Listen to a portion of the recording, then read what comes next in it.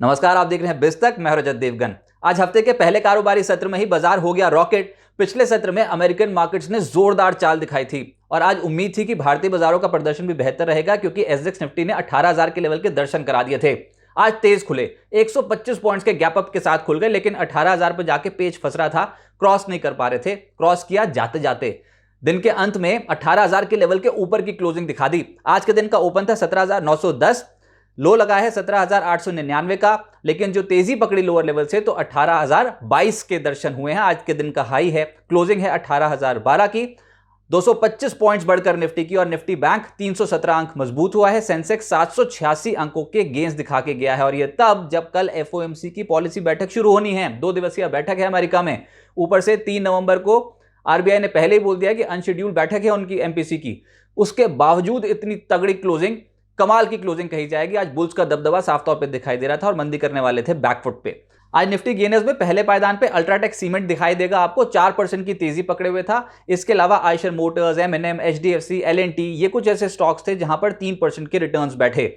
जो नहीं चले, जहां पर गिरावट देखने को मिली, उसमें था अपोलो हॉस्पिटल्स, 1.25% टूटा है। Doctor Reddy's, Tata steel, Britannia और एनटीपीसी जैसे स्टॉक्स हल्के होते हुए नजर आए। लेकिन कमाल हुआ आज सीमेंट सेक्टर में। लीड तो अल्ट्राटेक सीमेंट ही कर रहा था। श्री सीमेंट एक और स्टॉक जहां पर आज 4% से ज्यादा के रिटर्न डिलीवर हुए हैं। दालमिया भारत 4% चढ़ गया। रामको सीमेंट, एसीसी, अंबुजा, ये कुछ ऐसे स्टॉक्स थे जहां पर 2.5% से 3.5% के रिटर्न मिले।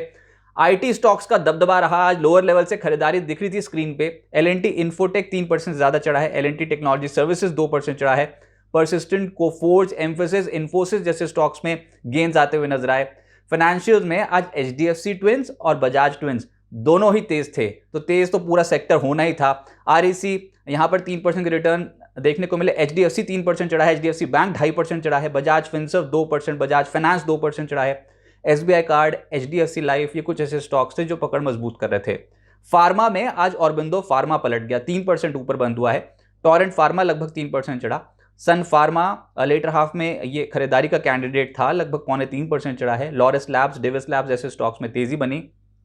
ऑटोस, अक्टूबर ऑटो बिक्री आंकड़ों से पहले तेजी दिखा रहे थे, जैसे कि Eicher Motors, M N M, Ashok Leyland, Bosch, Tube Investment, TVS motor 1.5% से 3% के रिटर्न यहां पे। आज एक सरप्राइज मूव था, वो था नाइका में 18% की तेजी बनती हुई नजर आई। मिड कैप गेनर के लिस्ट में सबसे ऊपर रहा। इसके अलावा स्वान एनर्जी लगभग 10% चढ़ा है।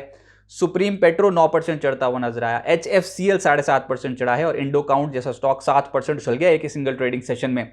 सुप्रीम इंडस्ट्रीज, यूनिकम लैब, जेएसडब्ल्यू एनर्जी, कैम्बलिन फाइन, मैक्स हेल्थ जैसे स्टॉक्स 6% से 6.5%। तो आज ब्रॉडर मार्केट्स में खरीदारी दिख रही थी। लेकिन एफएनओ गेनर्स, जहां पर बड़े सौदे होते हैं, उसमें ट्रेंड का नंबर आ गया। आज सुबह ही एक्टिव हो गया था ये। कुल मिलाकर रिटर्न बैठे हैं 5.25%। दालमिया भारत, श्री सीमेंट, जेके सीमेंट और कमिंस 4% से 4.5% तेज हुए हैं। जो नहीं चला, जहां पर गिरावट थी, वायदा कारोबार पे तगड़ा डेंट पड़ा है इंटेलेक्ट का। नतीजे बाजार को बिल्कुल पसंद नहीं आया और इंटेलेक्ट डिजाइन धड़ाम हो गया 14%। इसके अलावा बंधन बैंक 10% टूट गया, और साथ साथ एलआईसी हाउसिंग भी लगभग 4.25% के आसपास टूटता हुआ नजर आया। श्रीराम ट्रांसपोर्ट फाइनेंस और एमएनएम फाइनेंशियल जैसे स्टॉक्स आज दबाव में दिख रहे थे। 52 हफ्ते की उच्चतम स्तर पे तो लिस्ट इतनी लंबी हो गई है। बाजार में 18,000 का लेवल जैसे ही टूटा, वैसे ही कई स्टॉक्स तो 52 हफ्ते की ऊंचाई पर चढ़ गए। ये बाजार से तेज चलते हुए नजर आ रहे हैं। A B Fashion, Bharti Airtel, Blue Star, Concor, Cummins, Eicher Motors, आज के दिन के अगर रिटर्न्स देखें तो तगड़े हैं इन स्टॉक्स में। सबके हरे निशान की क्लोजिंग है और 52 हफ्ते की ऊंचाइयां छू रहे हैं। Granules, IFL Finance, Indian Bank, Karur Vysya Bank, Maruti Suzuki, Max health जैसे स्टॉक्स 1 साल की ऊंचाई पे हैं। Sun Pharma, Titan, Torrent Pharma, Trent जैसे स्टॉक्स 1 साल की ऊंचाई पे कर रहे हैं कामकाज। आईपीओ मार्केट में इस हफ्ते 4 आईपीओ खुलने हैं, उसमें से एक आज खुला है डीसीएक्स सिस्टम्स। ये 2 नवंबर को बंद होगा। 500 करोड़ रुपए का इश्यू साइज है, और जो प्राइस बैंड रखा गया वो है 197 से 207 रुपीज प्रति शेयर। और पहले ही दिन 2.11 टाइम्स सब्सक्राइब होता हुआ नजर आया है, तो पहले ही दिन ओवर सब्सक्राइब हुआ है। अब आगे क्या होगा?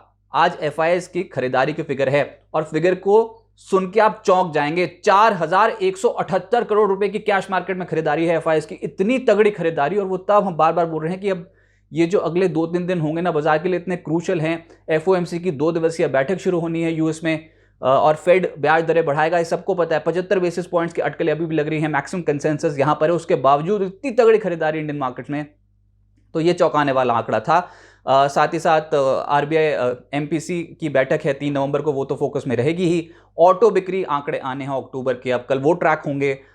इसके अलावा अगर टेक्निकल सेटअप देखो तो 17,800 17,900 जैसी आज निकाला ना, वो भी गैप के साथ, तो फिर तो बंदी करने वाले एकदम से बैकफुट पे दिखाई दे रहे थे और अब शॉर्ट स्क्वीजिंग का जोर रह सकता है अगर ये लेवल सस्टेन हो गए तो। यानी 17,800 17,900 का लेवल बहुत क्रूशियल है, इसके ऊपर बुल्स का दबदबा कायम रहेगा।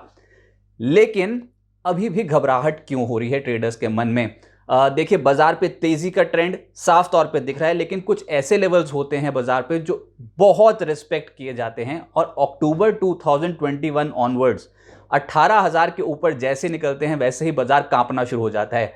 ये डेटा है आपकी स्क्रीन पे, इसको गौर से देखिए। ये डेटा बहुत काम का है और इसको नोट डाउन करना है तो नोट डाउन कर लीजिए। लेकिन ये लेवल्स हैं हाई और लो जो बाजार ने बनाए, यानी कि बाजार जब 18,000 के लेवल के ऊपर निकला, वो हाई का लेवल क्या था उस दिन तारीख, और साथ ही साथ उसके बाद जब फिसल पट्टी शुरू हुई तो लो कहां तक पहुंच गया था बाजार, तो बहुत बड़े बड़े झटके लगे हैं। 2021 अक्टूबर के बाद से हमने देखा है कि इतने बड़े बड़े झटके लगे हैं 18,000 के लेवल के ऊपर।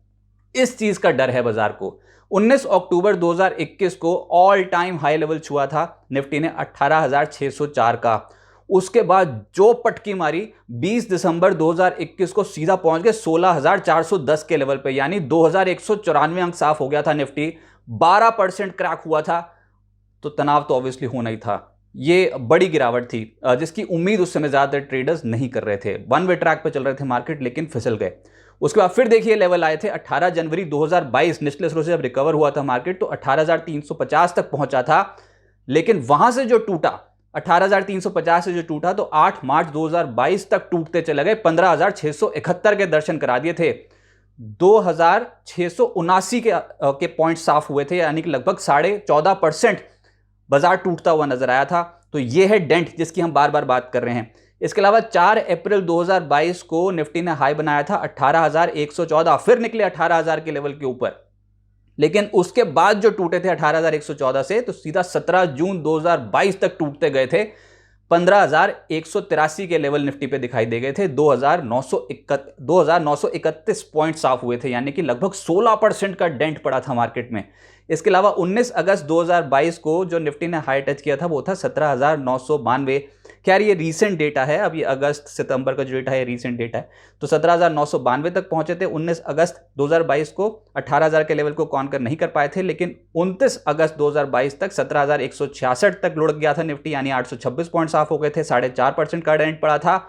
और 15 सितंबर ये लेटेस्ट डेटा जो पिछली बार का स्विंग हाई है जिसको सब बहुत क्लोजली ट्रैक कर रहे हैं, वो आंकड़ा है 18,096। या आप बार बार सुनोगे, हर रिपोर्ट में सुनोगे 18,096 का स्तर पिछला निफ्टी ने हाई छुआ था 15 सितंबर 2022 को। और उसके बाद जब टूटे थे तो 30 सितंबर 2022 को लो लगाया था 16,747।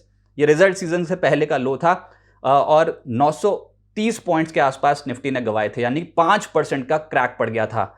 तो ये आंकड़ा बताना जरूरी है। डरने घबराने की बात नहीं है, लेकिन कुछ ऐसे लेवल्स, वाकई कुछ ऐसे लेवल्स हैं जिसको बाजार बहुत इंपॉर्टेंस देगा। और 18,000 18,300 का जो जोन है बाजार के लिए वो बहुत ही क्रूशियल है। तो प्लीज और प्लीज अपनी ट्रेडिंग पोजीशंस थोड़ी लाइट रखिए। और बहुत मैक्रो डेटा भी आना है जिसका इंपैक्ट बाजार पर पड़ सकता है, लेकिन डरिए घबराइए मत। लॉन्ग टर्म में सिस्टमैटिकली इन्वेस्ट करेंगे तो बाजार पे आपको फायदा ही होगा।